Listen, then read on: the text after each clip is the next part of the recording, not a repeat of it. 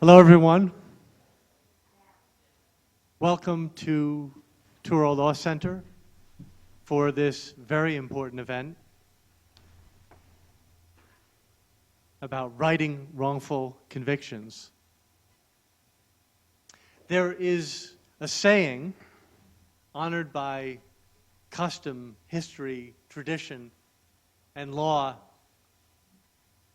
that everyone is innocent until proven guilty.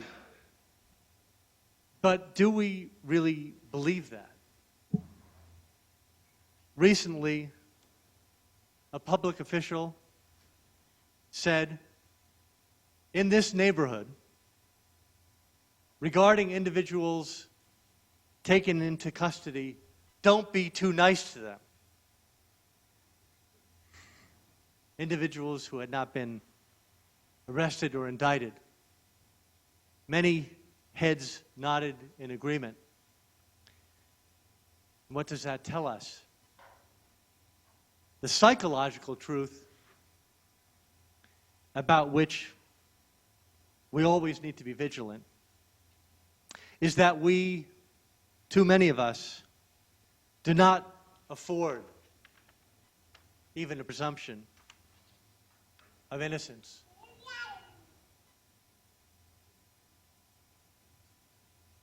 This is what we have to overcome every day. A great man once said, every step towards the goal of justice requires sacrifice, suffering, and struggle, the tireless exertions and passionate concern of dedicated individuals. And why is that the case? Why must we care about every injustice? The same man said, because injustice anywhere is a threat to justice everywhere. And that is why, one of many reasons why, we owe a great debt of gratitude to the distinguished individuals who are here with me on the stage. Because each one of them is one of those whose tireless exertions and passionate concern has contributed to the righting of injustice. And now I would like to introduce Professor Richard Klein.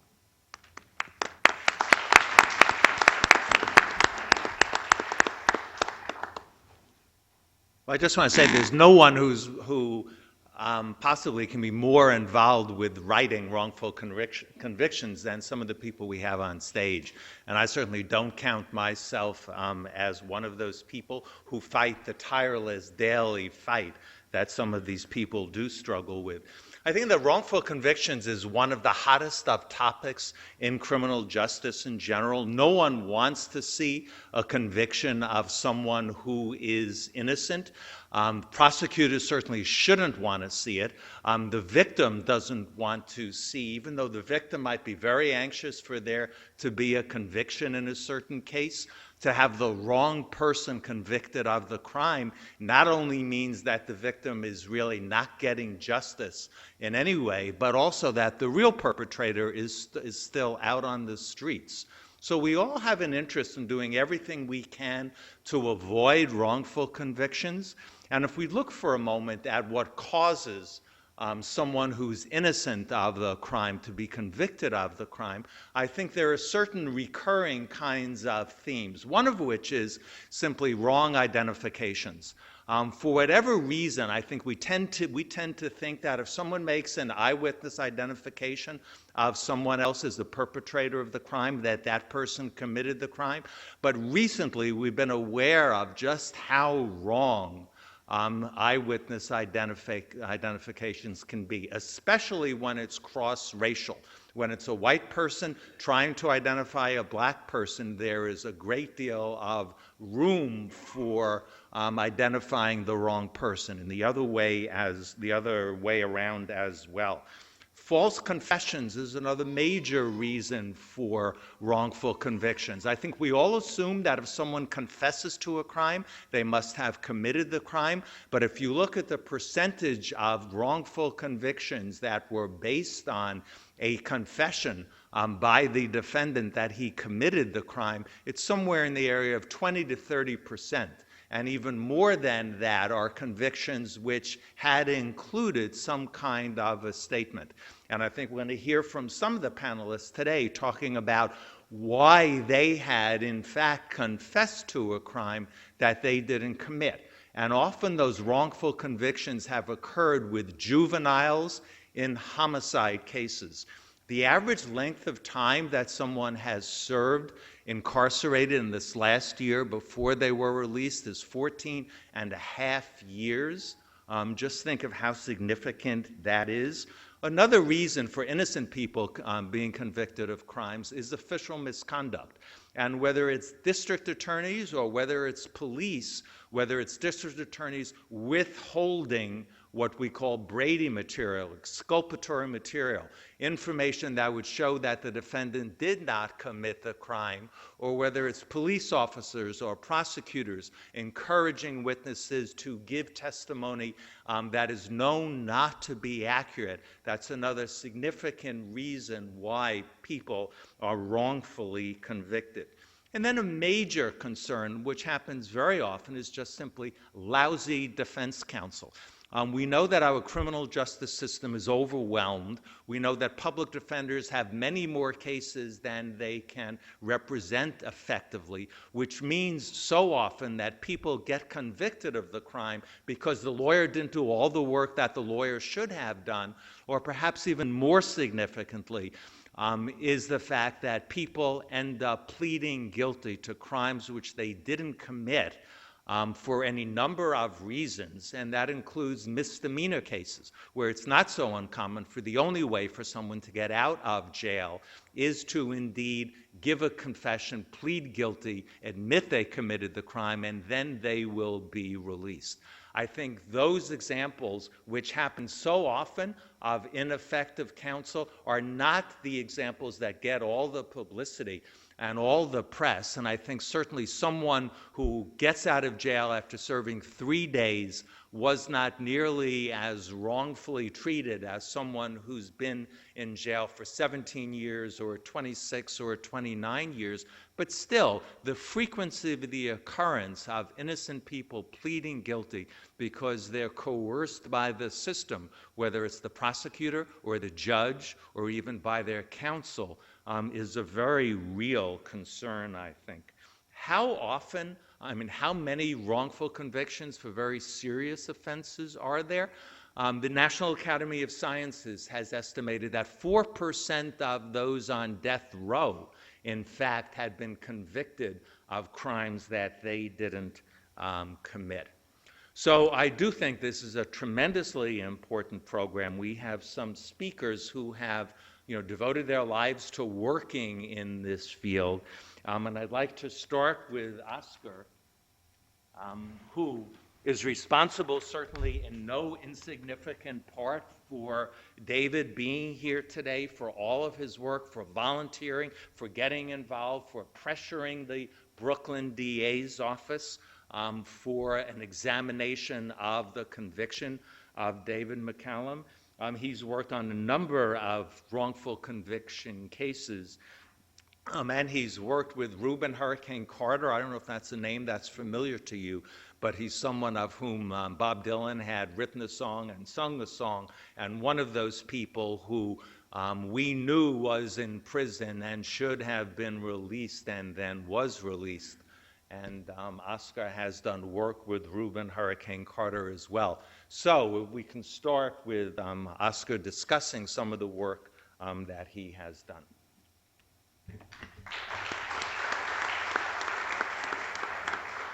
Thank you, Professor Klein, for the introduction and for having us here as well at Touro. My newer home for academia. I started teaching here this semester. I've taught 8 years previously at New York Law School.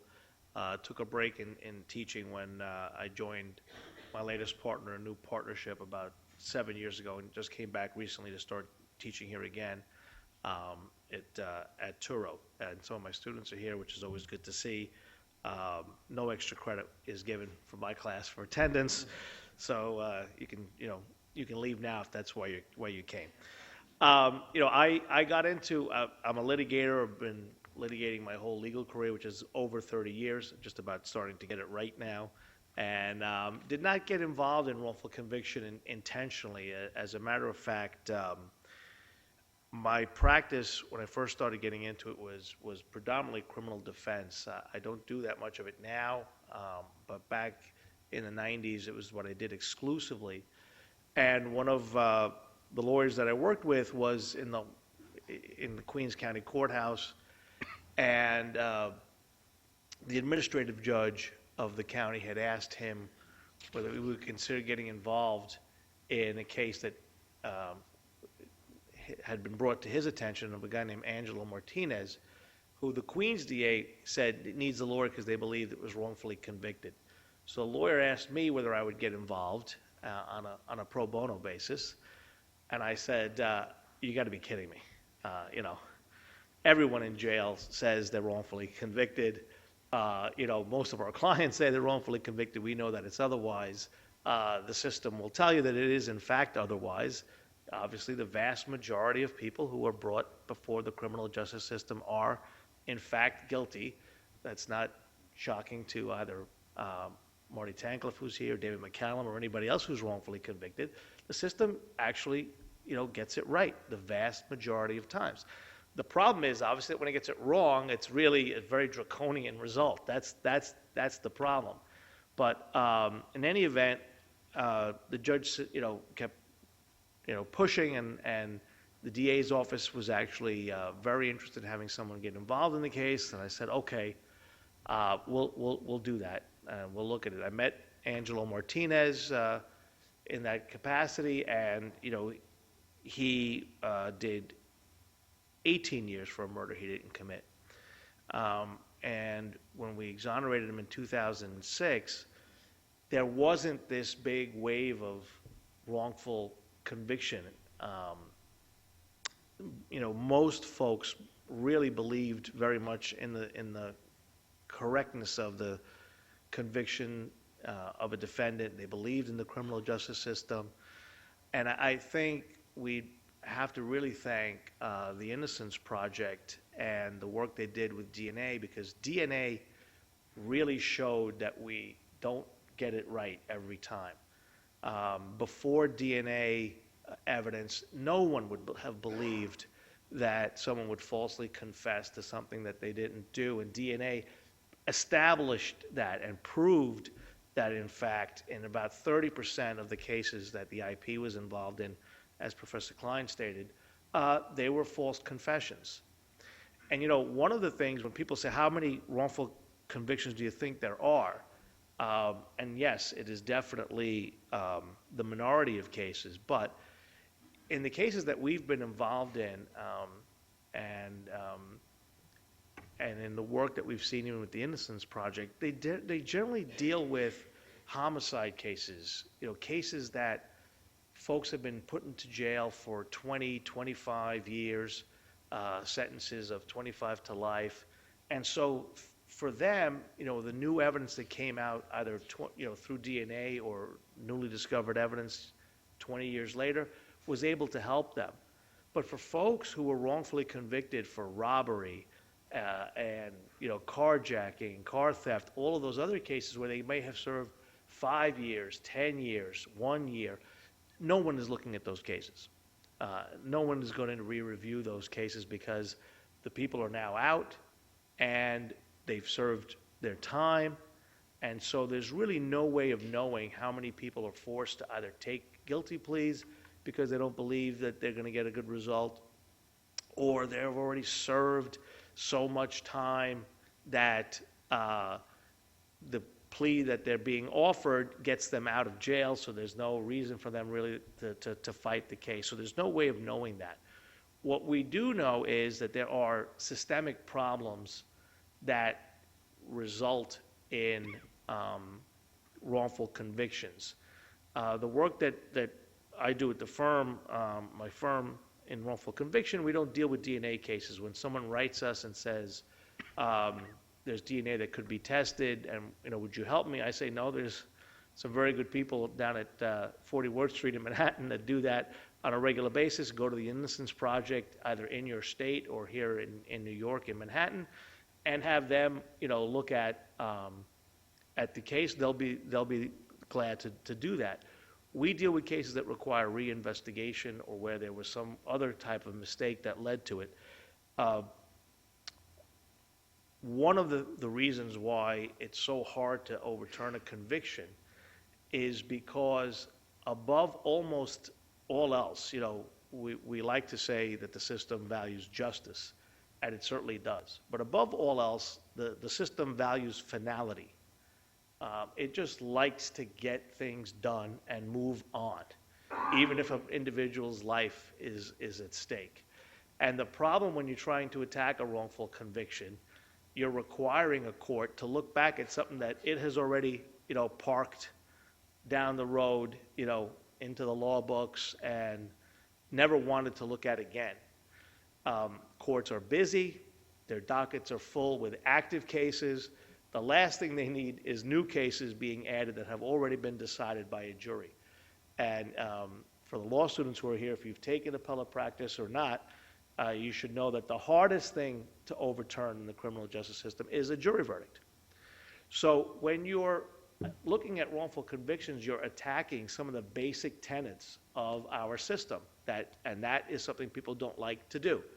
That our police maybe have not behaved appropriately, that prosecutors are overzealous and care more about the conviction than the actual truth behind the case, that while we provide, the Constitution requires us to provide counsel to every person who is charged with a crime, sometimes they're overworked, sometimes they're incompetent, sometimes they don't get the support of investigative staff or experts that they require.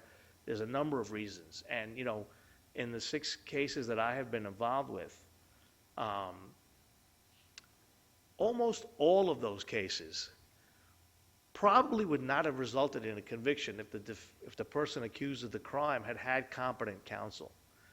Just to give you a shocking story and something that we found in David's case, after he was exonerated, as we were pursuing the civil case, I was able to actually find the old investigator who was assigned to the case. And he was in his late 70s.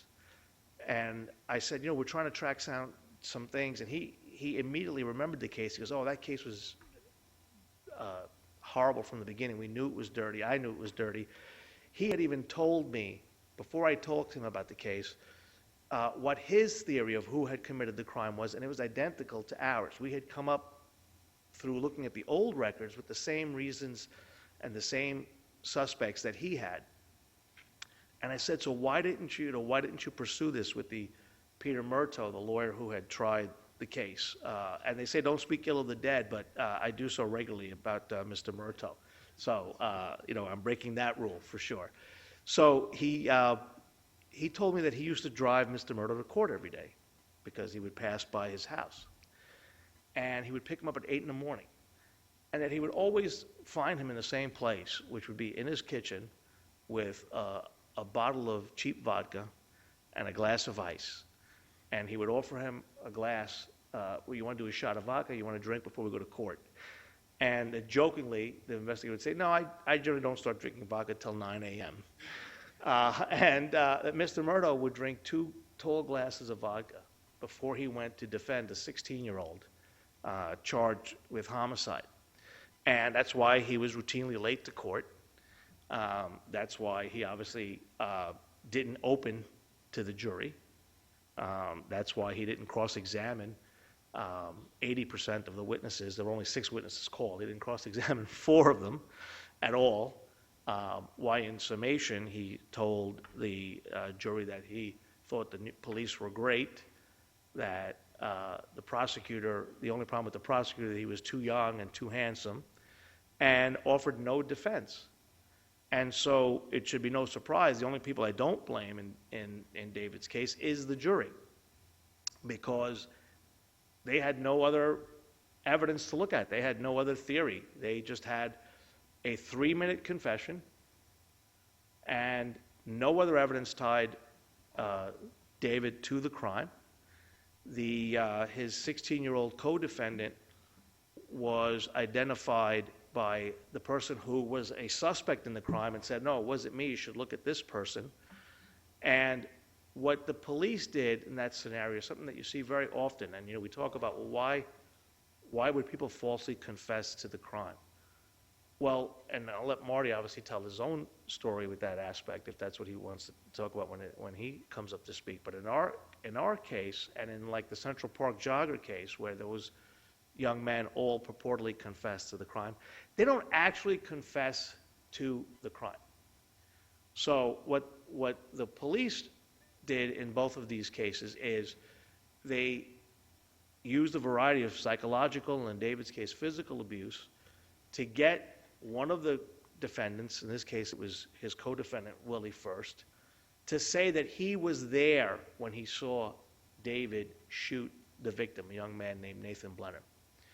And then they walked Willie past David's cell where he was being held, and they told David, your boy just gave you up. He just confessed that he saw you shoot him. And we know, they told Willie that we know you didn't shoot him, we know that David shot him. And then they told David, we know you didn't shoot him, we knew Willie shot him. So they got David to say he was there when he saw Willie shoot the victim, and they got Willie to say he was there when they saw David shoot the victim. And it's hard enough for some law students here to capture the meaning of felony murder, so certainly 16-year-olds didn't understand that when they say that, they are themselves making an accomplice to the crime. And that was the evidence. I have literally just told you all of the evidence that there was in the case that tied these two young men to this crime. And the judge wrote at the bottom of their sentencing document, these defendants should never be released. It was a horrific crime. There's no question about that. And unfortunately, Willie Stuckey died in jail before we were able to get him released. He served 17 years and died in prison. And David spent 29 years before we were able to get him out. And it's the part of that you're challenging some of the basic convictions and tenets that we have in our criminal justice system.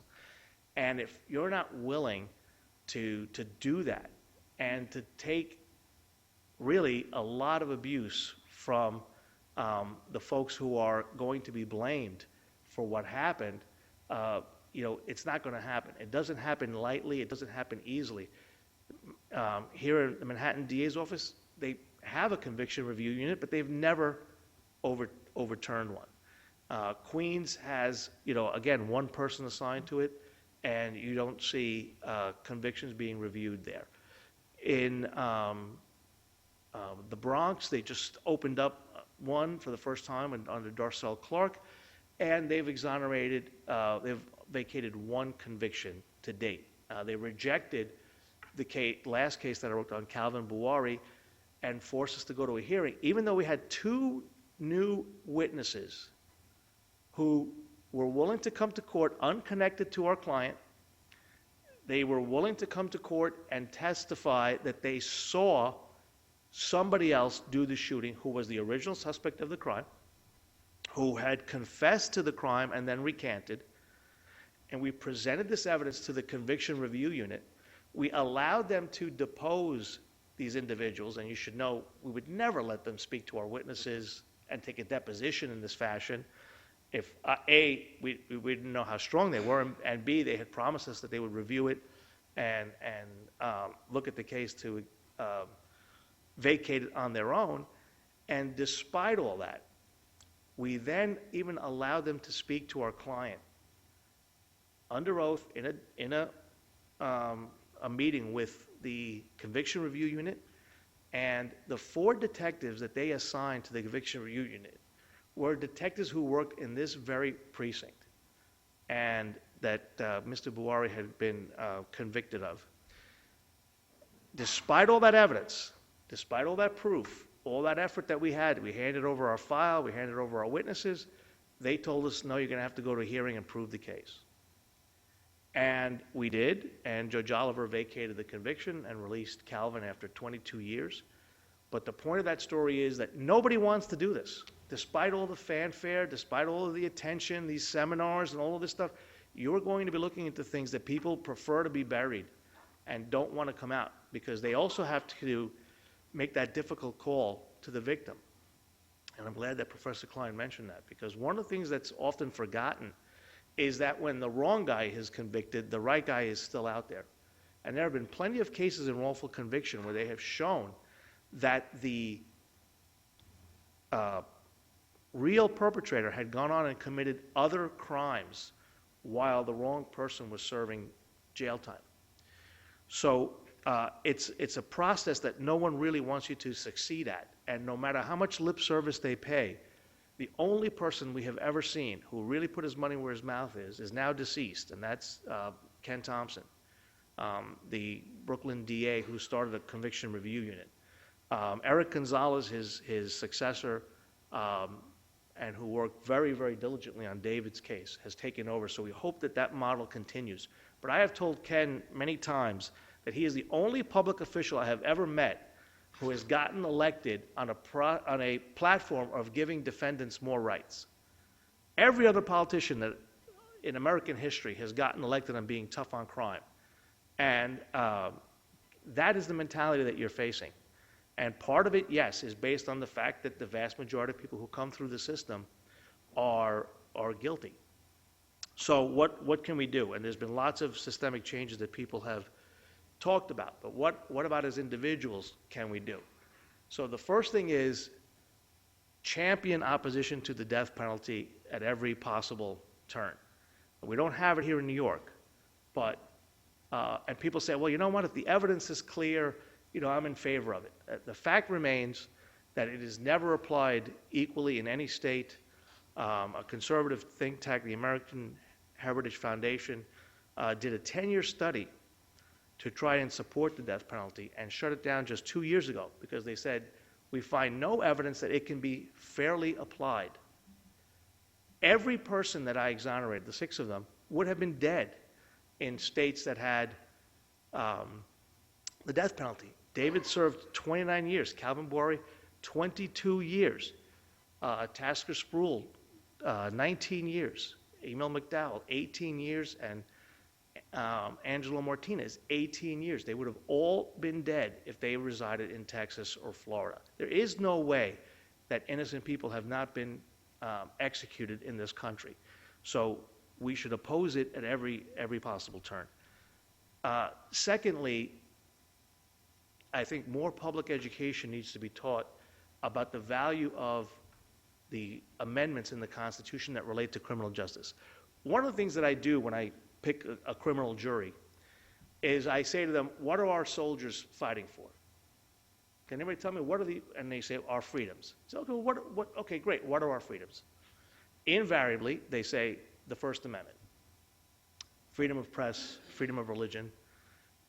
Suffolk County here, they mention the Second Amendment from time to time. And I say, okay, that's great. Are they also fighting for the Fourth Amendment? Are they also fighting for the Fifth Amendment?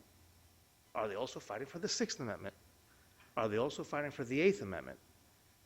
And we have to educate juries that these, and the public, that these rights that are in our Constitution have the same value, are of same equal worth, and are there for the same reasons that the First and Second Amendments are there. No one worries about the third, which is quartering of soldiers. But that hasn't come up yet, so let's see. Who knows? That could come to the forefront soon enough. But for right now, I think we're safe from Third Amendment violations. But the point is educating the public and children even from a very young age that these have value, that we put our money where our mouth is when a defendant is brought into court, and that we presume them innocent, and not just by words, but that we hold the prosecution to their proof.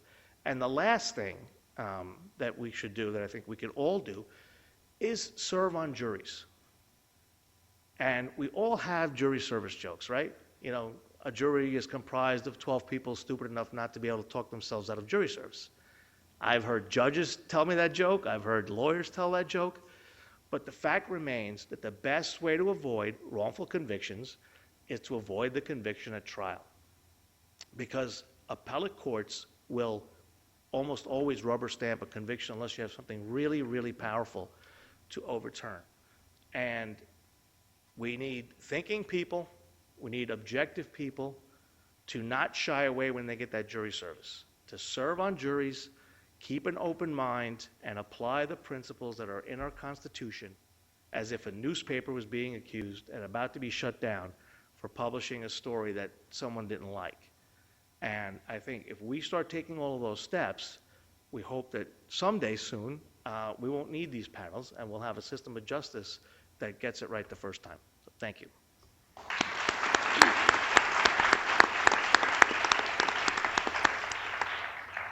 In some way, the most bothersome instances of wrongful convictions that Oscar had referred to are convictions that occur because defense counsel was simply so poor. The example you gave of David's lawyer who was intoxicated.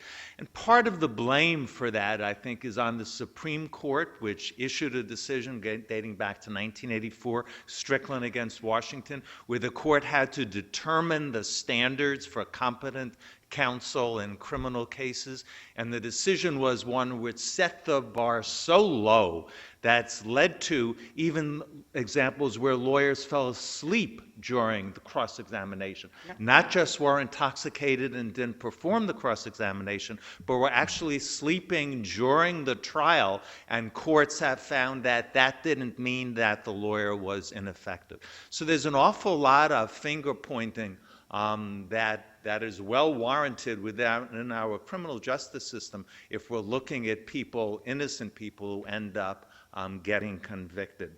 So Ken Klonsky is going to be the next speaker. He's responsible for this book, this recent book that focuses on David's story and just what happened with him. And Ken has written other books about wrongful convictions, including some fiction dealing with that topic, and we're delighted to have Ken Klonsky here with us today.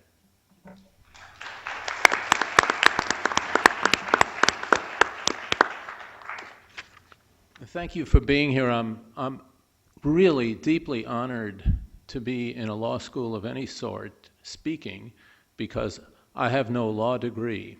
I got involved in this through Rubin, Hurricane Carter. I lived in Toronto at that time, and we struck up a relationship because I did an interview with him in Sun magazine that operates out of Chapel Hill, North Carolina.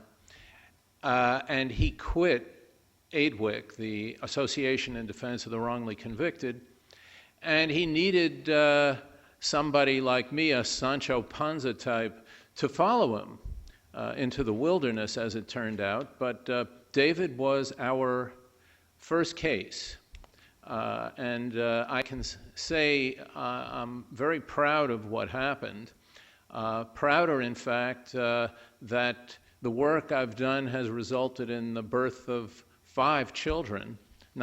David's got 1, so you can imagine that even if you're an amateur like myself, then there are really great things to be done in the world, and I'm sure everybody in this room not only has done things for other people, but they know people who have done things for other people, and that's really where the distinction lies.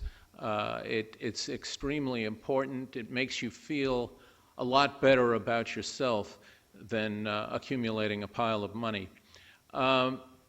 Rubin taught me everything I know about the law. He was a brilliant man. People didn't realize that.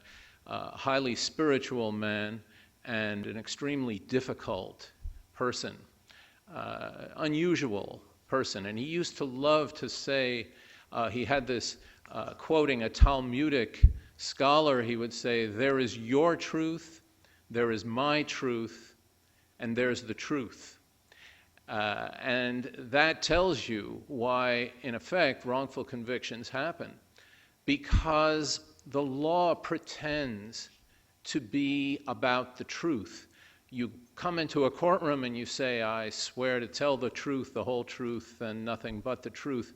I wouldn't swear to that. I would say I'd try to do that, but I'm not sure, given what I know now, that I would be telling the truth, because I'm going to miss a lot of things. And that's the issue, and there are people, of course, who lie. There are politicians who lie. It's a great surprise. But the more lies that are out there, the more confused people can be. So I'm going to basically advertise this book because I want to read a passage to you. This was when Rubin decided to take up David McCallum's case. David wrote to us, and I'm sure he'll tell you about it, but I don't want to take up too much of your time. I know that they have Marty and David, very important people. There's a relationship between them, and both Marty and David are in this book because of false confessions.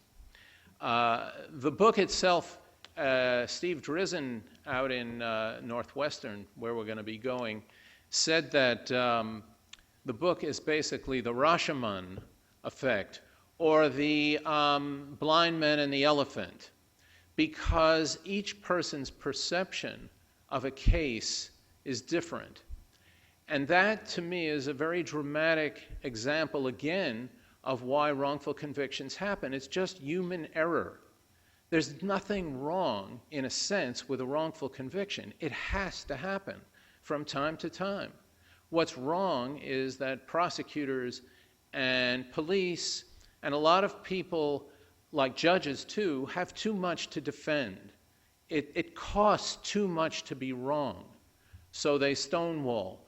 They see the truth right in front of them. It would have taken an hour to sit around a table with the people involved in David's conviction, and I assure you they would have said at the end, if they were reasonable, you know what, let this guy out of prison because this is the most ridiculous case I've ever seen. It only took 10 years, which shocks me. The book, by the way, is celebrating the anniversary, the third anniversary of David's release from prison. Last year, David spoke at Ken Thompson's funeral, and he was the only exoneree who was invited to do that, and you'll see why. It's somewhat of an honor, not only to have been invited here, but to have represented David. And again, I think you'll see why when he speaks. But I'm going to read a little passage when David comes in, and I'm sitting there with Rubin and Alonzo, Rubin's bodyguard. Rubin, by the way, was blind in one eye, and he needed a bodyguard to make sure that somebody didn't come at him from the wrong side. David entered the visitor's room, actually the prison cafeteria, with an uncertain smile. One of the corrections officers had told him to take a deep breath, conquering his hesitation. I walked over and hugged everyone, he told me, including you. David and Rubin's first meeting appeared to be love at first sight. They hugged for longer than the allowed 10 seconds. Then they sat on opposite sides of the table, staring silently into each other's eyes for perhaps 5 minutes. Remembering these moments, David continued, I would not be the one to start the conversation. It was eerie. I didn't realize that Rubin was reading me, looking for my spiritual core. I had no solid religious beliefs, but Rubin was looking beyond religion. I thought that Alonzo was just Rubin's bodyguard, but he was so friendly. I felt comforted by him. At a certain point, David began to feel puzzled by this man staring at him. He thought, who is this guy? Alonzo and I could only look on with bewilderment and awe. Finally, Rubin spoke to David. I don't know how long this is going to take, my brother, but we are going to get you out of here, guaranteed. Any doubts I had about Rubin's commitment dissolved. I'm going to just skip over the next passage, but what happens there is that David tries to talk about his case, and Rubin just cuts him off. He says, "The law puts you in prison, my brother. The law is there to keep you in prison." David sat back as Rubin went on. "The law won't help you all by itself to get you out of here. It never does. Now stop talking about your case and tell me about yourself." Well, that's why this book is called Freeing David McCallum, the last miracle of Rubin Hurricane Carter, because David's getting out of prison like any wrongly convicted person, as Oscar has basically said, is miraculous. And it's not the law per se that gets you out. It's all of the factors, it's all the people who get involved and create a kind of force. Now, I know that sounds a little Star Trek-y, but it is true that one person cannot do it. It's the work of a group of people. So last thing I'll read is one of Rubin's pieces of advice. If you're a prisoner, don't focus on what's inside the prison. Get your mind outside the prison, because that's the route to survival, and that's the route for not being ground down and destroyed, as we know many prisoners are. I stared at that wall, and something strange began to happen. A pinprick of light was coming through that solid wall. As I stared at the light, it began to quiver and grow bigger and bigger. Eventually, I could see through that hole in the wall. I could see children coming home from school. I could see cars in the street, people going on about their lives. Maybe it was the heat. Maybe someone had slipped a pill into my glass of water. Maybe I was going insane. The moment I began to think about it, as suddenly as the hole appeared, it disappeared. Maybe that hole in the wall was my avenue of escape. I was determined to find it again and to walk right through it, even if it deposited me somewhere in infinity, even if it seared the flesh off my bones. That's when I threw out my law books and my papers. Words, nothing more than words. I don't pretend to say that the law doesn't have a role, but Rubin was categorical. Thank you very much.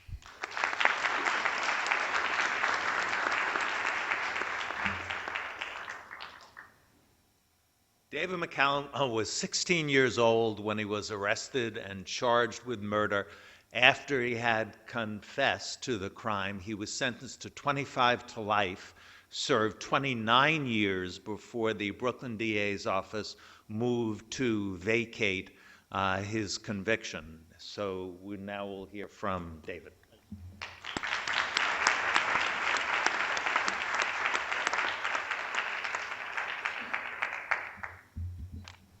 Good evening, and thank you for allowing us to be here tonight.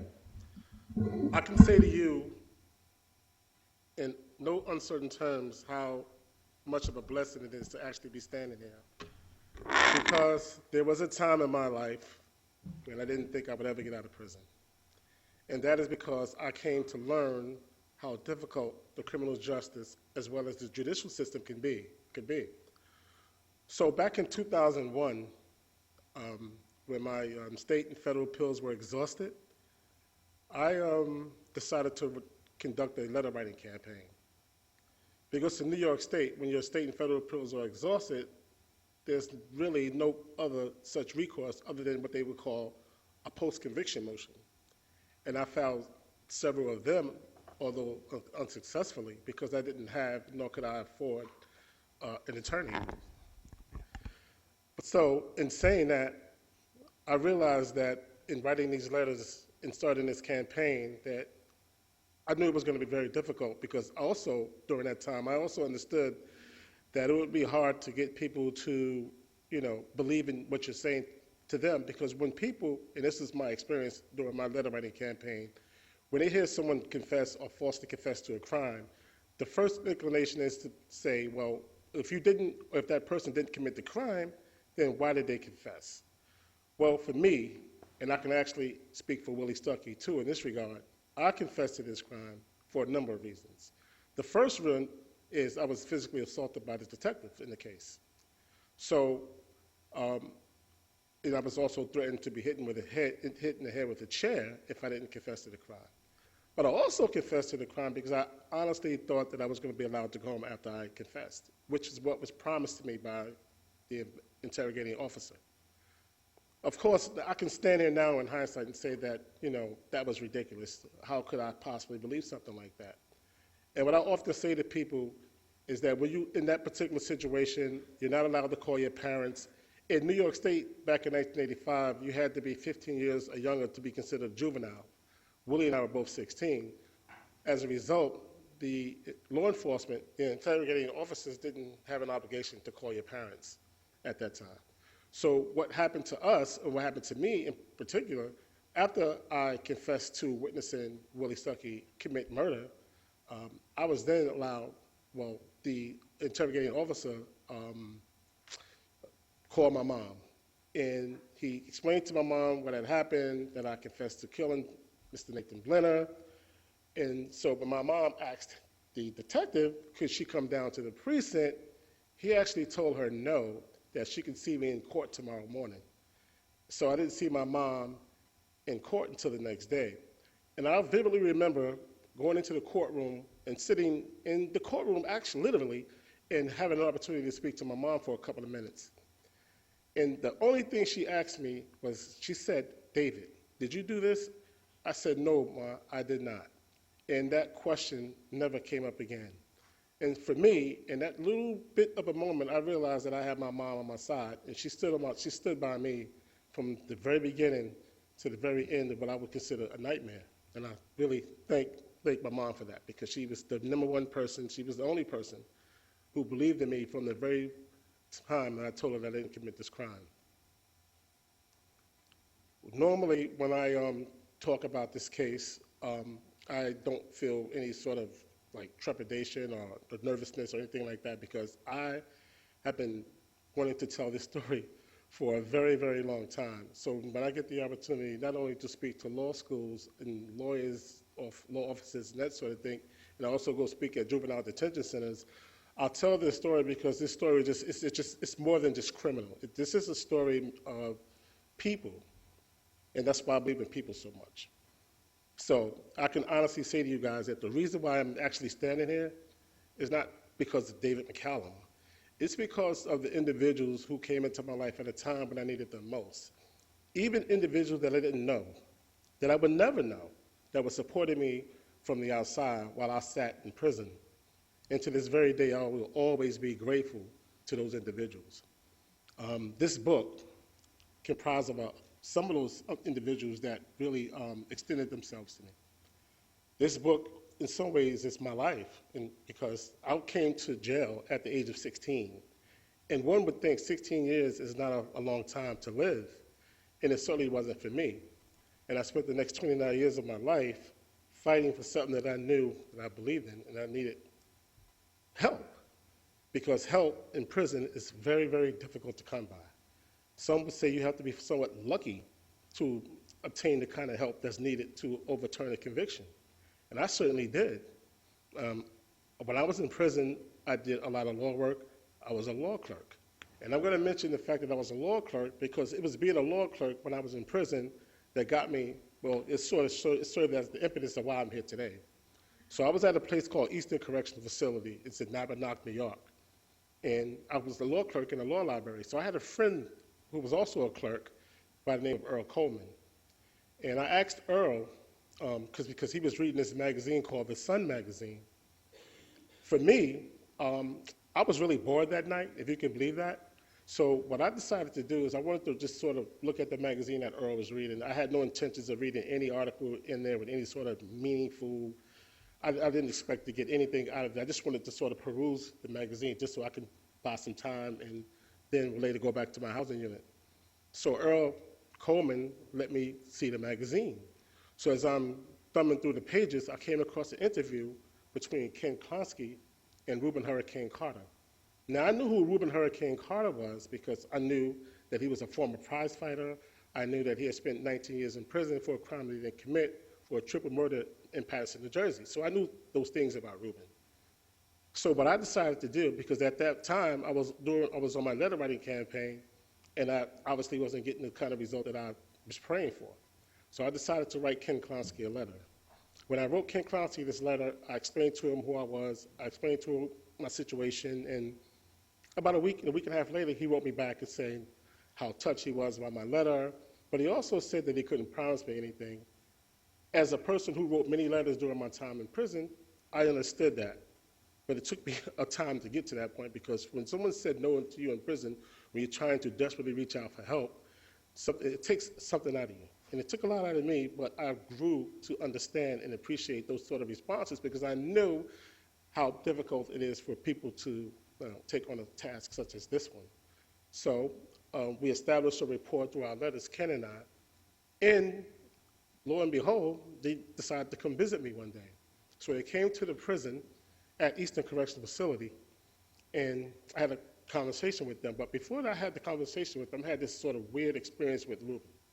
So as Ken mentioned earlier, Rubin didn't want to know about my case because I was chomping at the bit to explain to him about my case, what had happened, what are some of the legal issues that I think that he would be able to help me with. But he wasn't interested in that, and that kind of, I was sort of let down for a brief period there because I was so eager to explain my case to him because I finally got somebody to just listen, which is something that I wanted to do from the very beginning, in the very outset of my letter writing campaign. So I started explaining to Rubin what I was doing in prison. And for me, fortunately, I was a model prisoner. In prison, meaning that I didn't get in any trouble, that sort of thing. And in saying this to Rubin, I felt really good about that because when I started my letter writing campaign, I promised myself that I wouldn't lie to anybody that I wrote to about anything, because what I always had in my favor was the truth. And my truth was innocence. And I wasn't going to compromise that for anything or anybody.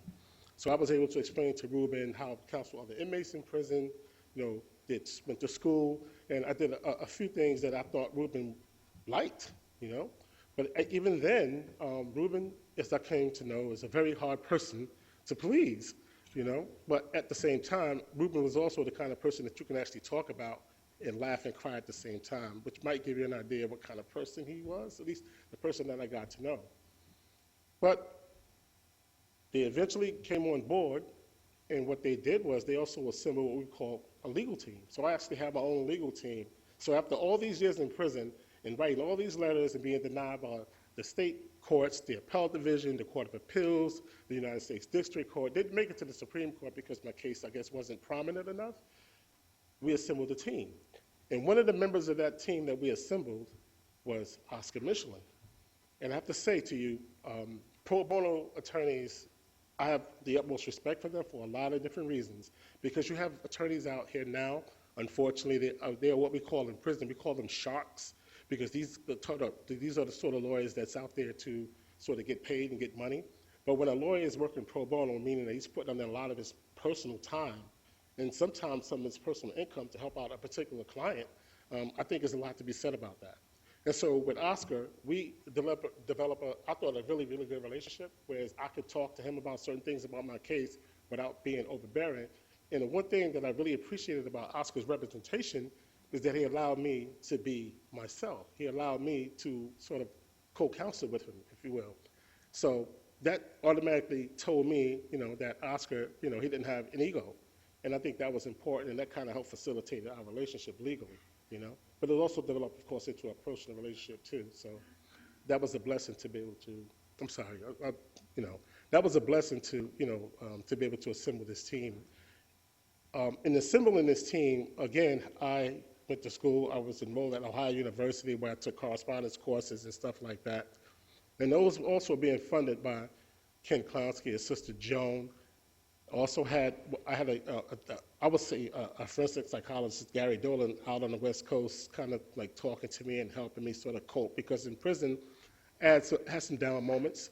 And during my down moments, I wasn't the type of guy that would go out somewhere, maybe in the prison yard or something like that, because for me, in prison especially, it's not really that hard to get in trouble. So what I decided to do most of the time is go back to my cell or my cubicle area and sort of just be by myself, because I felt like that was the safest place that I can be, not only to protect myself, but protect, other people, because confrontations is something that I definitely tried to avoid at all costs.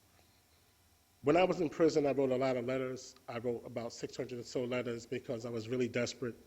And I found that writing in prison allowed me to sort of get away, to sort of escape, of course not literally, but figuratively, from the prison. I wanted to get out of the place. And a lot of that stemmed from my conversations with Rubin and Ken, how they used to always talk to me about, escaping prison, putting yourself on the outside. When that subject was first explained to me, I didn't really quite understand. I didn't really know what that meant. So at times afterwards, I would go out to the yard and I would just simply just stare outside. I would just stare outside the fences. I would just sort of look outside. Because for me, that's kind of where I wanted to be. And it was never more evident when I went on medical trips, for example, where, I would just be on a bus and I would just watch people on the outside walking to wherever they were going in their everyday lives, seeing little children run up and down the street. When I saw those kind of things, that just reinforced my my desperation to get out of prison. So I just want to read a letter to you guys. And this letter was written to Rubin when he was actually with an organization called AIDWIC. That's the Association in Defense of the Wrongfully Convicted. In this letter to Rubin, actually to AIDWIC, I was really reaching out because I was, again, desperate at the time, and I really, really, truly wanted some help because I didn't think that the judicial system was going to be fair to someone like me who was basically poor and didn't have any kind of legal knowledge to get myself out. So this letter that I'm about to read is dated August 21st, 2002, and it reads, "Dear Mr. Carter, please be advised that I am writing you in hopes that you and your agency will take an interest in helping me prove my innocence. I have enclosed a copy of a letter from the Prisoners Legal Service of New York informing me that they cannot assist me in my cause. However, they indicated that your agency may be in a better position to help me. I am sure that you and your agency received an abundance of letters across North America asking for help, with them all claiming innocence. I am mature enough to realize that it is simply not possible to do that for everyone. To some extent, I have adopted a defeated man's mentality when it comes to trying to obtain the help I need to prove my innocence, but I cannot give up because I really believe that help is out there. It is just a matter of me continuing to fight for what I believe in. Since my state pills have been exhausted, I have commenced a letter writing campaign hoping to bring as much awareness to my case as I possibly can. Just to close, the irony of this particular letter, little did I know 3 years later would actually come to fruition.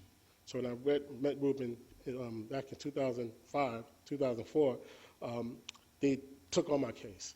And I remember writing this letter to Rubin while he was at AIDWIC, and nothing materialized as a result of that correspondence, but 3 years later, it did. And that just reinforced to me why one should never give up on anything that they decide to do it with their lives. Because it was easy, it would have been easy for me to just say, you know what, this is not going to work either, and just said, that's it, I'm not going to do anything else. But I love my family, and I appreciated the support from my friends that I had, and they are the persons, and they are the people who sort of pushed me forward, and I most definitely could have done this on my own. And so I'm standing here as a miracle. Yes, as a miracle, because again, this was a very difficult case. As Ken and Oscar mentioned, it took 10 years to resolve. And not a day goes by when I don't appreciate the help that I received. And again, I just want to thank you guys for coming out tonight and listening to me. Thank you.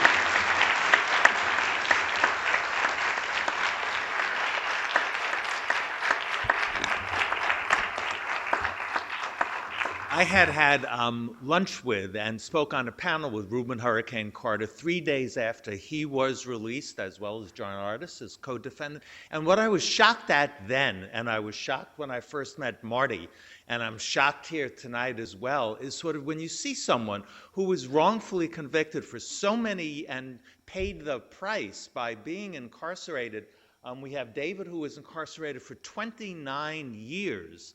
One expects there would be sort of a level of fury, of sort of, such anger and such desperation. And when you see people, I'm sorry, David, you made a comment that I was just amazed at, when you can say, I believe in people so much. I mean, it's hard to believe that you can, that one can, that anyone can believe in people so much when they were incarcerated for a crime that they didn't commit for 29 years. I do just want to define exoneree for a minute, because there can be an overturning of a conviction, and that person whose conviction was overturned has not been exonerated, and they're not an exoneree unless one of two things happen. Either then they get retried and they're found not guilty, or the DA's office just simply moves to dismiss the case because they cannot prove the case. That's what happened to Marty Tankleff after he was sentenced to 2 25 to life sentences to run consecutively for the killing of his parents.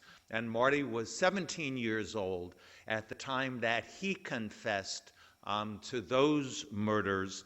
And I just want to add that Marty has now been, 2014 graduate of Toro Law School, been dedicating his life to working on behalf of those people who may have been wrongfully convicted.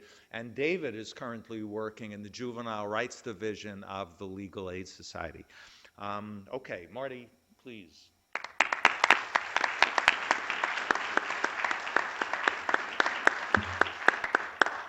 Hopefully everybody can hear me, because the one thing I learned from going to Toro is that if you were in the front of the room, everyone in the room better hear you without a mic. It really is an honor and a privilege to be here tonight, because some of the things that Oscar said about the death penalty really struck me, because when the death penalty was on the books in New York State, Suffolk County actually put the most men on death row, and I would have been one of those men. And who knows if I would be standing here and have my lovely wife being able to join me, and have Peter Davis and Professor Kaufman and Professor Miller, some of the professors that actually gave me my life back in many different ways. But let me take you back to 1988, and it's bring to the summer of '88, when my father was involved in a business with Jerry Sturman. My father had loaned Jerry Sturman about $500,000. And unbeknownst to my parents, Jerry Sturman's son, Todd Sturman, was a drug dealer who engaged in violent acts to keep his drug business going. In the summer of '88, my father started to demand money back from Jerry. And their business relationship deteriorated, so much so that Jerry Sturman threatened to cut a family member's their tongue out.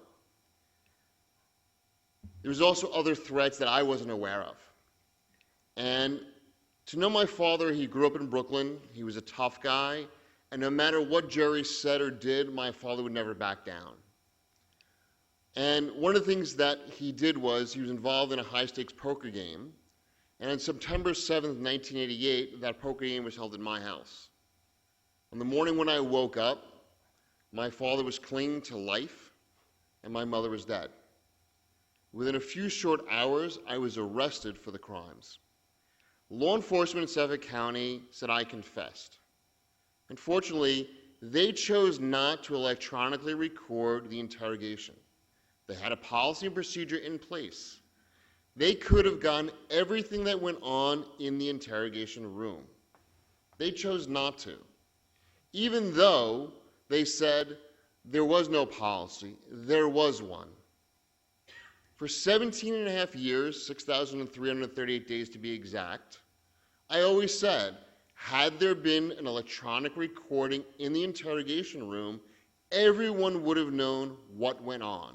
The lies, the physical abuse, the accusations. And we know today, every single false confession where there was a videotape of it, we're able to go back and analyze it. In my case, there wasn't. So what the jury was left with was me testifying saying, I didn't do these crimes, I didn't confess, versus detectives. And in 1990, when I was tried, nobody believed an innocent person confessed. Nobody understood the concept of false confessions. And Oscar said the DNA really exposed what false confessions were and how they came to be. What I try to explain to people is how simplified we can go to what is a false confession. How many people in the room have siblings? How many people remember when you were kids, you and your sibling were home, your parents went out, something broke in the house? When your parents came home said, unless we found out who broke it, we're not going out for ice cream. I bet 50% of you who didn't break whatever it was said, I broke it, just to go out for ice cream. You just confessed. Now imagine being isolated from family and friends, being locked into an interrogation room, not an interview room like law enforcement like to call it. It's an interrogation room. And their sole job is to get you to confess, whether it's the truth or not. I'm sure David and I can both tell you that these interrogations are violent proceedings, whether they're psychologically torturous, whether they're physically torturous.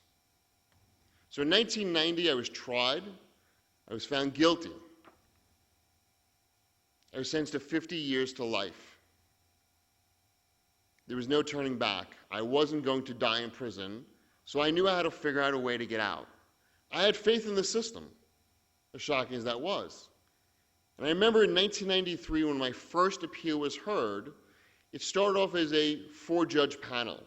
And my Uncle Mike in California asked my appellate lawyer, what happens if it goes 2-2? And the appellate lawyer says, it never happens in the appellate division.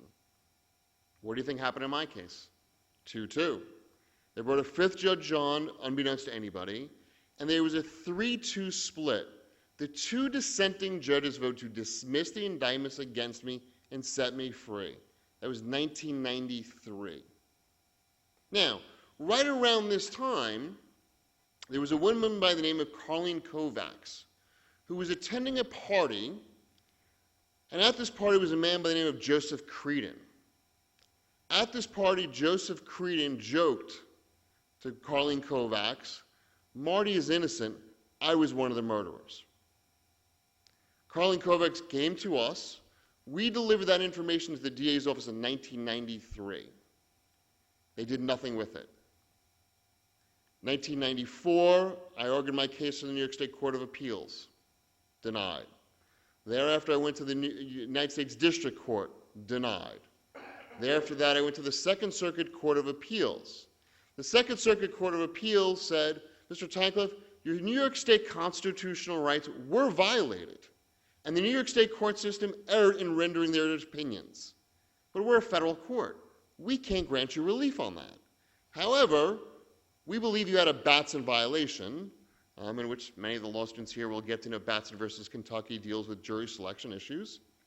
So they remanded the case back down to Suffolk County. First sign of hope. At this hearing, the judge's sole responsibility was to assess the credibility of the trial prosecutor. The judge's daughter happened to be working in the DA's office in the same bureau that was trying to keep me in prison. Clear conflict. Do you think the prosecutor's office would disclose that? No. Do you think the judge would disclose that? No. Do you think the judge's ruling was favorable? No. Years later, my lawyers were all working pro bono, so David and I can talk about pro bono lawyers really are the rock stars in the legal field. They said, what has never been done here? And what was never done in my case was an investigation, because law enforcement settled on me. They had what could be considered tunnel vision. Now, let me backtrack a little bit and get your opinion on something. If I tell you that someone owes somebody $500,000 and business partners, one partner is clinging to life, the other partner is alive.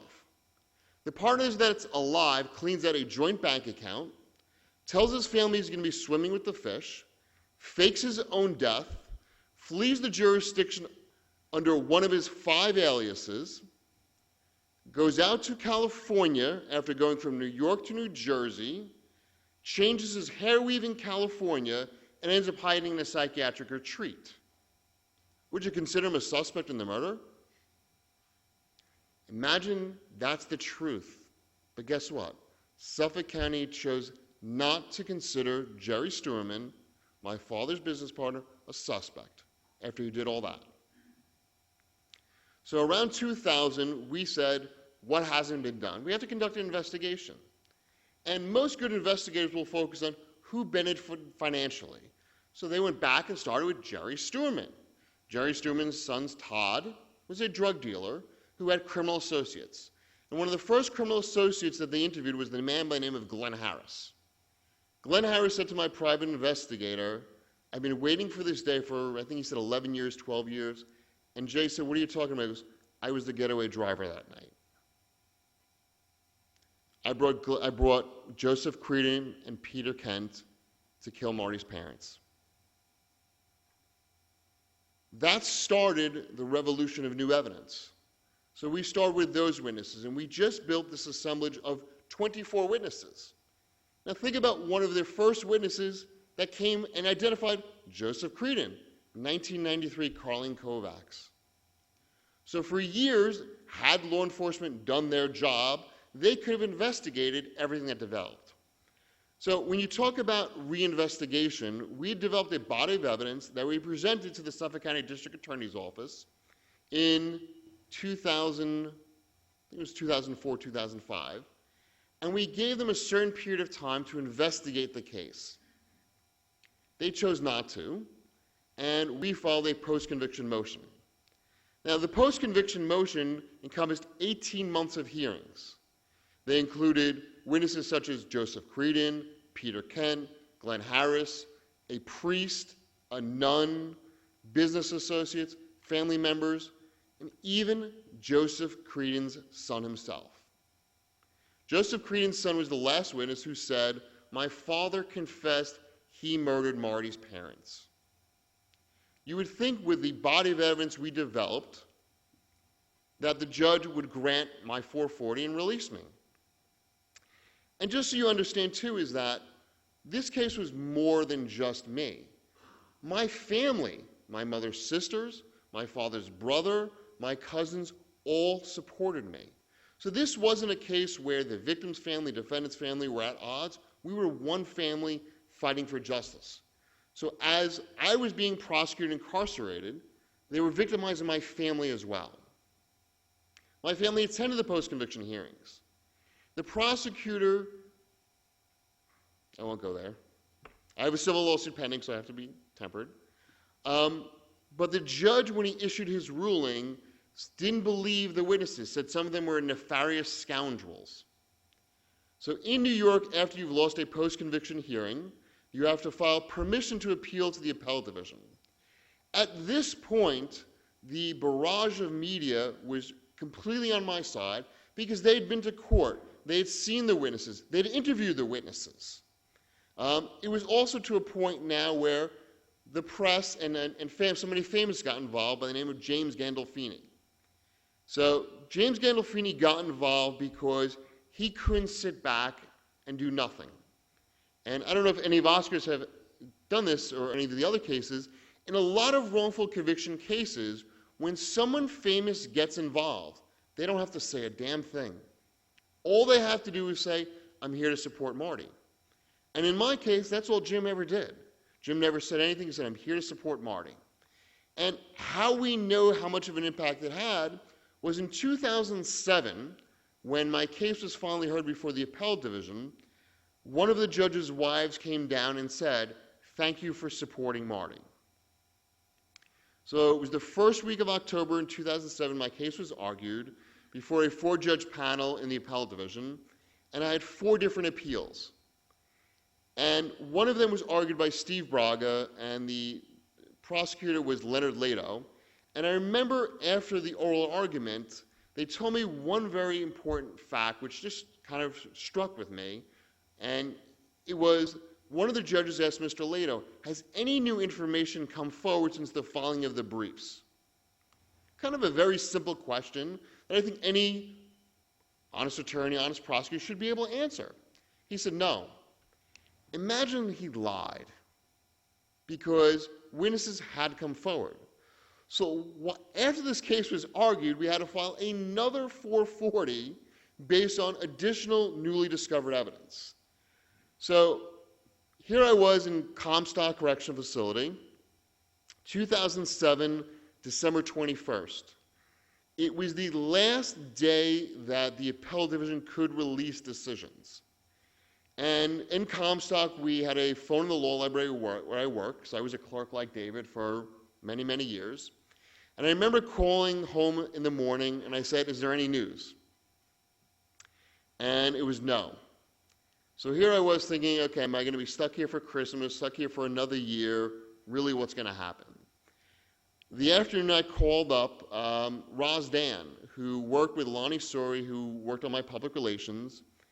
And I remember Roz saying, we won. And I said, Roz, what did we win? We had 4 different appeals pending. We had a DNA application. We had a special prosecutor application. We had the big one. She's like, I don't know. And every person I called after that basically told me the same thing, we won. And it wasn't until I called Bruce Barquette's office and I spoke to the receptionist there, she goes, we won the big one. So I kind of knew what that meant. And finally, when I spoke to Bruce Barquette, his exact quote was, pack your shit. You'll never see the inside of a prison cell again. And I said to him, I said, Bruce, I said, I know a little bit about the law.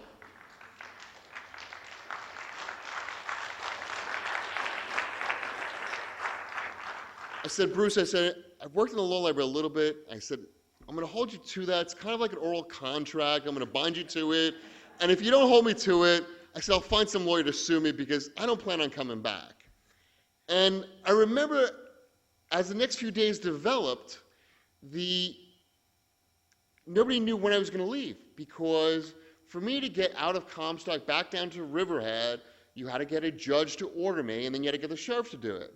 So the prosecutor told Bruce Barquette, it's going to take weeks, maybe months. And Bruce said, do you mind if I make a few phone calls?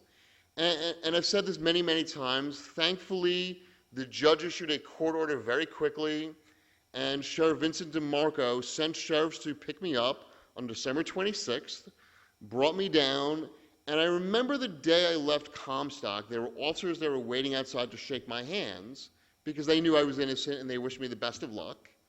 And I don't know if this happened to you. One of them took my Department of Corrections ID card and said, I'm going to sell this on eBay one day.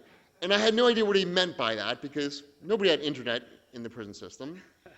And I was driven down to Suffolk County, and I remember the overnight stay. It was probably the longest 12, 24 hours, whatever it was. And I was brought to court on December 27th, and the judge freed me. And since I've been free, I haven't stopped. Within about 3 weeks, I was enrolled at Hofstra University, where I got my bachelor's degree. Thereafter, I went to Toro Law School. Hopefully, I will be teaching a wrongful conviction class here next semester, if all goes well. I've lectured at Georgetown, Toro, NYU, the NYPD. I have spoken at the former Suffolk County Police Commissioner's class on Long Island. I've married my lovely wife. I've adopted my daughter. I enjoy life tremendously. I am a lawyer now, pending admission, and I am working on wrongful conviction cases at the firm I'm at now, because I never want what happened to me, what happened to David, to happen to anyone else. And if someone like me can't get involved and make it happen, I don't know who can. I don't know if I'll be ever as lucky to get 6 exonerations, but if I can walk one person out of prison who is innocent, I will. And I think anybody who's gotten involved in an exoneration, and you can correct me, it is probably one of the best moments of your life, your wife's life, your kid's life, because when you work on a wrongful conviction case, it's not like any other case. I was very fortunate to have probably about 24 lawyers work on my case, and I became part of their lives. I'm friendly with them today. I will probably be friendly with them for the rest of my life. But I want to talk a little bit about how I got connected to David, because David was in prison, and I remember reading about his struggle appearing before the parole board. And the New York State Parole Board wants individuals to admit guilt. If you say you're innocent, you're not getting parole. I think in my entire 17 and a half years, I saw one person who ever maintained they were innocent get parole, and that's because he was in prison for a crime his father committed, and his father provided an affidavit. So I decided I'm going to write a letter to the editor of the parole board. Do we have it?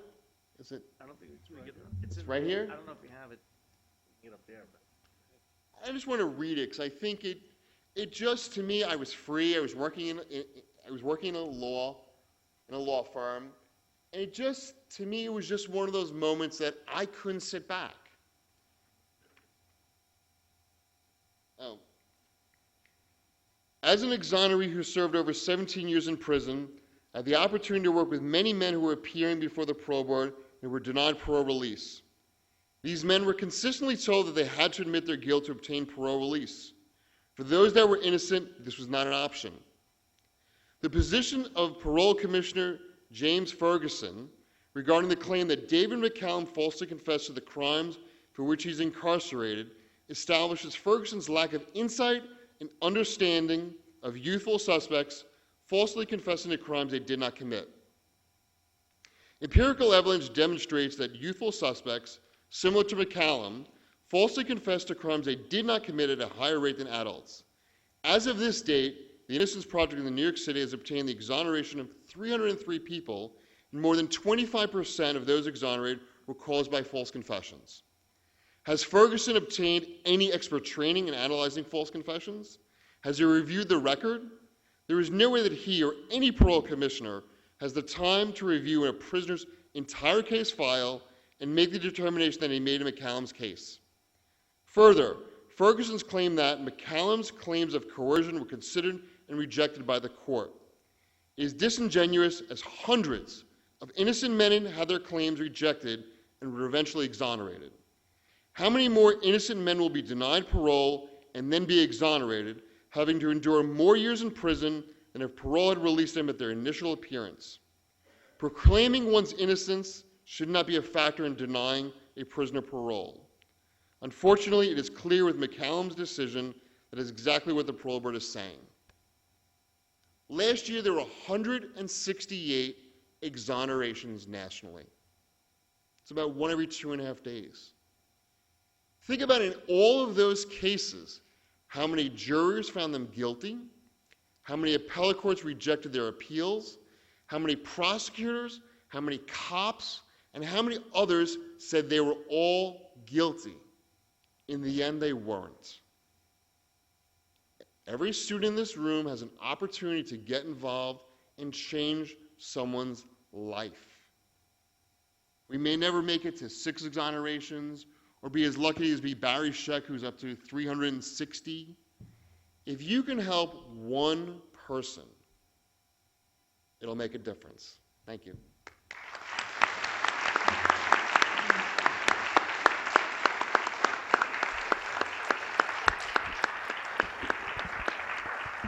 I'm very eager, as I know we all are, to get Oscar and Ken's reaction to what David and Marty said. But first, let me ask a question of both David and Marty. To what extent do you get people who will say, well, I understand, you know, now the Brooklyn DA's office vacated your conviction, or Marty, your conviction was overturned, but still, I want to keep away. Don't get too close. There must have been some reason. You ended up confessing. You served 29 years. You served 17 and a half years.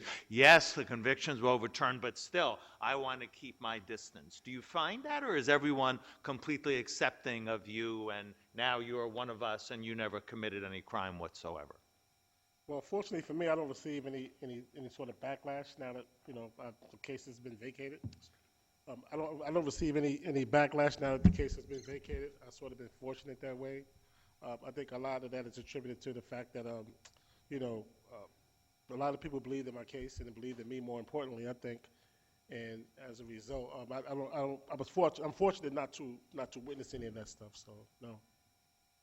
Marty? I've never had the public confrontation, except one time when I was speaking at Nassau Community College, and an older gentleman got up and said, "Mr. Tankleff, I think you're guilty." And the interesting thing was when I said, "Sir, why?" I said, "What facts are you based on?" He said, "Well, the Suffolk County DA said so." And I kind of looked at him, I said, "Well, let me ask you a question." I said, "Is that what you're basing it on?" And he said, "Do you have your own mind? Do you base your own opinions on facts?" And he said, "Well, the DA said so." I said, "Well, I'm going to give you a free book." I said, "There was a book written about my case. I'll give you a copy of it that really outlines the facts. If after you've read the book, you have the same opinion, let's have this conversation again." Obviously, I've never heard from him again. Okay, Oscar, do you want to just respond to some of the issues that Marty and David have raised? Well, I think, just what Marty touched on at the end was that David was denied parole 4 times despite being a model prisoner, a counselor, and everything else, just because the parole commissioner wanted him to confess to the crime. And David refused that, even knowing he would be released. But, in Marty's case, the resilience for both of these gentlemen, I didn't even know that Marty had worked in the law library, but, we talk about the perseverance not to lose faith and not to lose hope. You would think that just the kind of stick-to-itiveness should have been enough to convince people in prison and at the parole board that they were genuine in their claims of innocence.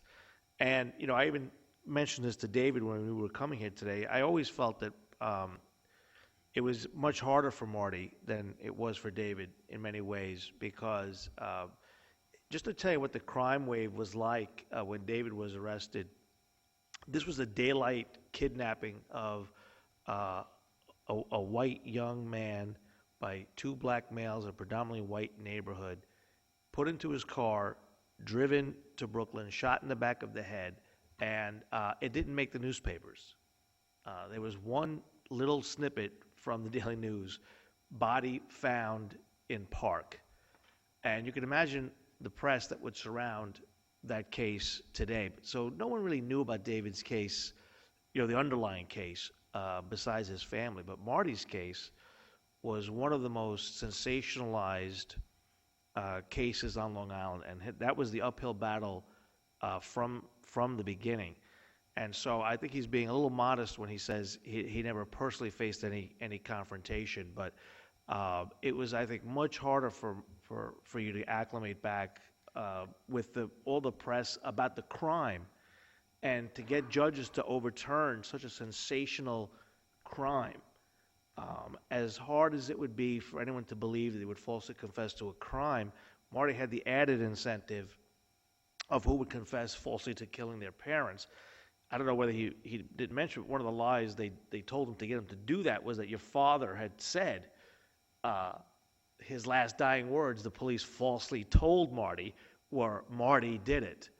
And so Marty said, well, my father says that, something must have happened. And so these kind of pressures that he faced, I think, were an extraordinary case. And I'm sure it took a while for Long Island to accept finally that Marty is innocent, was always innocent. And, hopefully now more attention is being paid to your continued work, that you don't have to worry about what people think when you walk into a restaurant. No. And it really was, pre-conviction, the press was against me. This was, as Oscar said, one of the most sensationalized cases. It was spoiled rich kid killed his parents. And what was very interesting is as the tidal wave turned and the press started to come around, I asked many of them, where were you? And the general response was, we all failed. We were a contributing factor. And I found over the years studying a lot of wrongful conviction cases that the press has been a contributing factor. And a lot of times it's because when we hear there's been a murder in our backyard and someone's been arrested, we never question, is the right person arrested? And I actually asked this to a group about 2 months ago, and I said, how many people would have questioned was the right person arrested, or would you be acceptance that the police arrested the right person? Everyone in the room said we wouldn't even question it. We would believe that the right person was arrested. That's a problem. But I want to say one thing is that, and I don't know if David can attest to this, is that I used to say innocent men in prison were defined by their actions, not their words. And what I meant by that was the guys who said they were innocent acted that way. They would go to the law library as much as they could. They went on letter writing campaigns. They were their biggest advocates. They weren't the guys that were out in the yard gangbanging. They weren't out in the yard playing handball. They were the guys who said, okay, is there a new DNA case that came out? How do I get involved? Oh, there's the Innocence Project. How do I get a hold of them? There's Centurion Ministries. How do I get a hold of them? Oh, there's this thing about false confessions. That existed in my case. How do I get involved? Almost every one of those individuals that approached me, quite a few of them are home now because I gave them help. And I don't know, I mean, did you find that too? Oh, most definitely. I can absolutely attest to that. And one of the examples that I can actually give is that, first of all, there's never a good time to be in prison. I mean, it's just not. But in the summer times, it's extremely, extremely difficult. That is because we talk about heat waves and stuff like that. So for me, I recall many times and many days staying inside my dormitory to work on my case, whether that was typing out letters, writing letters, or just simply thinking about my case and reading law books and that sort of thing. So I will always notice that inmates went out to the yard, for example, as Marty said, to play handball and to do other things. And inside the housing unit, most of the time it's very, very hot in there. So I decided to do is just stay inside. So that was one of the sacrifices that I thought I had to make just to make sure that what I was doing and making the kind of commitment that was needed for me to make in order to fight my case in a way that I think it needed to be fought, I had to make sacrifices like that on a daily basis. And I didn't regret doing it because I honestly felt at some point it would pay off, and it actually did. So sacrificing in prison is something that I think innocent people had to do. And Marty was absolutely 100% correct when he said that there is something about innocent people in prison. And I can recall me personally, and I'm sure Marty experienced the same thing, is that you carry yourself a certain way because you know deep down inside there's a truth inside you. You know that you didn't commit the crime. You know that you're not the person that the system says you are. So when I hung on that truth, that was the most powerful tool that I actually had, and I tried to conduct and carry myself that way. And fortunately for me, and I'm honestly fortunately for Marty, it paid off. So, David, you appeared before the parole board 4 separate times? That's correct. Did you have a lawyer each one of those times? Not each one of those times, but for the last 2 years I did, yes. Wait, So- Professor Klein, actually, he had a lawyer help him with his parole package. Right. But one of the things folks don't realize is that a parole person does not have a right to an attorney in the parole board. Gideon versus Wainwright says you're supposed to have legal representation at every significant stage of the proceeding, but not once you're convicted. You get an appellate lawyer and that's it. So he had help from Laura Cohn at Rutgers University to write the parole package and put it together, but you're in there by yourself. Right, but did any lawyer ever tell you that, look, you want to get out of here? I want you to get out of here. You got to go ahead and admit your guilt in order to get out of here. That's what you ought to do. No. My attorney that was never a conversation at all. And that is why, and it's very obvious that they believed in me and they believed in my innocence. So that conversation never came up, ever. I did advise him that was an option. Oh, I as did an- say, hey, David, listen, I'm not telling you what to do. I wouldn't judge you. I'm not in prison. It's your third time. It's, you have to make your decision. And he said, it's not even a decision. I said, okay. Do you think it was clear that he would have been granted parole? You had never seen a better parole application in your life. It was 3 inches thick. He was in the honors prison. College, he started a prison debate program. I brought law students to debate inmates at the law school, in the prison. Excuse me. You would not have found more model prisoner. You get a ticket in prison for not tying your shoes correctly. David hadn't had a ticket in 16 years. It's impossible. I mean, one of the problems too is if you are advocating for your innocence, you appeal before the parole board, you confess before the parole board, and you get out, and all of a sudden you may have a break in your case. The first thing the prosecutor do, he confessed. It actually happened to Bruce Lisker's case in California. He was a gentleman who was accused of killing his mother, and he faced a very similar situation where he was appearing one parole board after another, and finally somebody said, just admit you did it, you'll get out. And finally when he get out, and he was exonerated, but that exoneration was challenged by his admission during the parole board. Ken, do you want to, I'm sorry, yes, please. I don't know if this is more. One of the things about David was that he had maintained his innocence for so long, we were worried that if he told the parole board that he'd committed this crime, that they would say he was a liar. And so in that respect, he could admit that he did it and still wind up staying in prison. And by the way, I just wanted to say that David and I followed Marty's case very closely because Marty's case became the template for people who had falsely confessed. And we were all rooting for Marty. In fact, I knew that James Gandolfini had gone and visited him, and it was on his birthday, in fact. This was because Marty's private investigator was also working with David, and he had told us this. But Marty Tankleff's case is an extremely important case for anybody who falsely confessed. Oh, just one quick thing, just very briefly, and just want to sort of dovetail off what Ken just said to you guys. Following Marty's case, to me, it was very easy because Marty's case mostly dealt with false confessions, and that was a case that was an issue that I was actually dealing with. So what I decided to do when I was in prison is create what I would call a portfolio of wrongful conviction cases. And I can tell you, I had so many Newsday articles with Marty, and I thought I knew his case very well, although I didn't know it as well as I thought I did.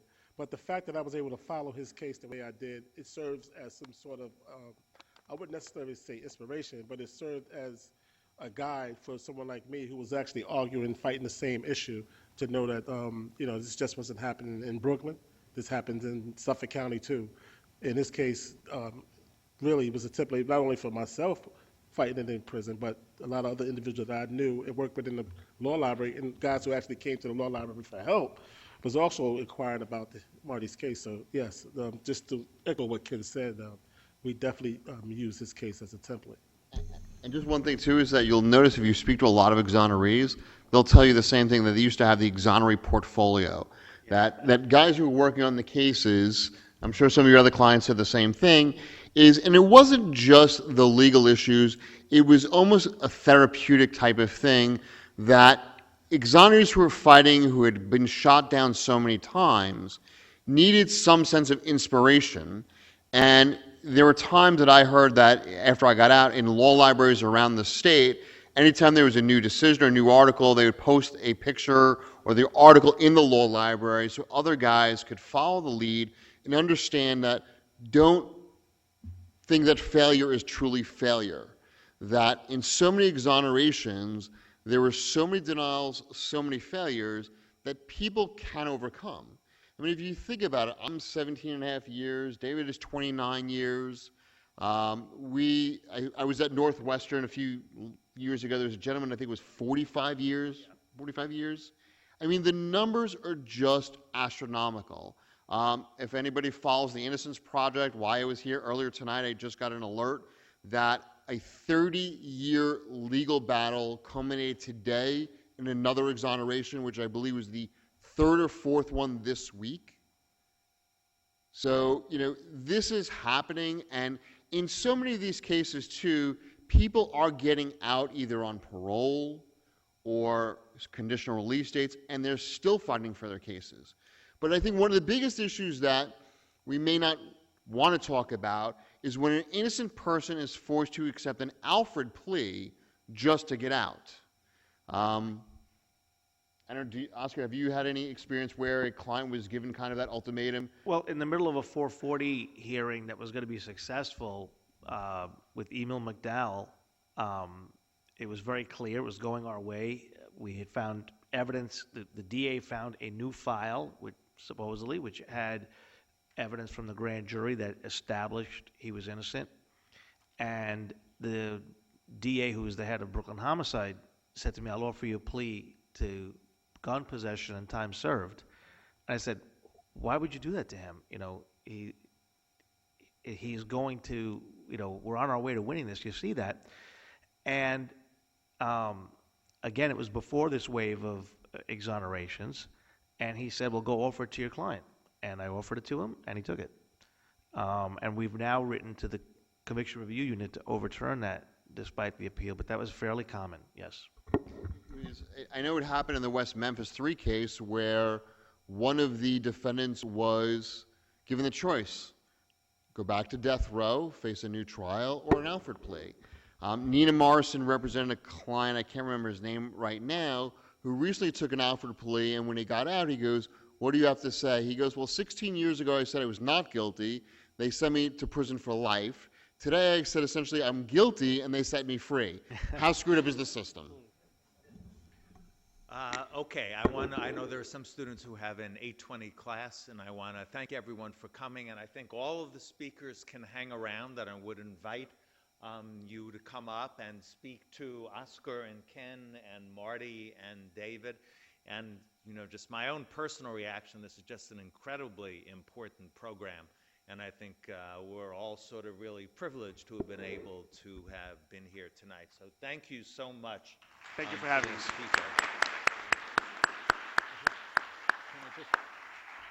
Can I just mention the book is for sale at the back if you happen to want a copy.